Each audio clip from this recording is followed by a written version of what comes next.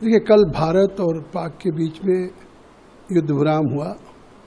युद्ध विराम होने के बाद भी उन लोगों ने उल्लंघन किया, जिस पे हमारी सरकार और सेनाओं के द्वारा जिस तरह की चेतावनी दी गई और उसका जवाब दिया गया और ये स्पष्ट कह दिया गया है कि ये युद्ध विराम है, लेकिन अगर आगे फिर अब आतंकवाद की घटना अगर करने की कोशिश करेगी, क्योंकि जिस तरह से वहाँ के आईएसआई और फौज के संरक्षण में आतंकवादियों को पुष्पित और पल्लवित किया जा रहा है, तो वो युद्ध ही माना जाएगा।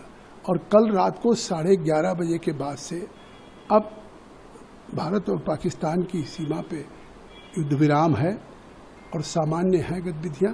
लेकिन एक बात कह दूँ कि भारत का मकसद क्या था।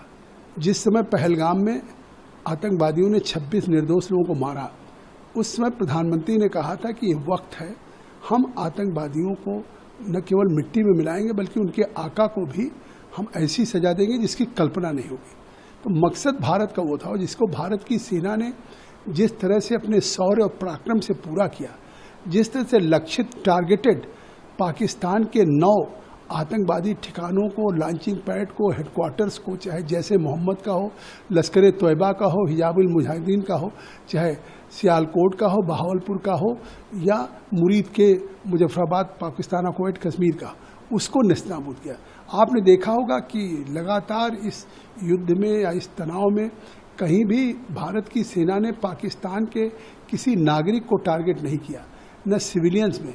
उन लोगों ने एलओसी का 14 दिन लगातार वायलेशन किया, और उन्होंने जिस तरीके से हमारे रिहायशी इलाकों पर डाला, गुरुद्वारे पे डाला, जिसमें ग्रंथियों की मृत्यु हो गई, 16 हमारे सिविलियंस की हो गई।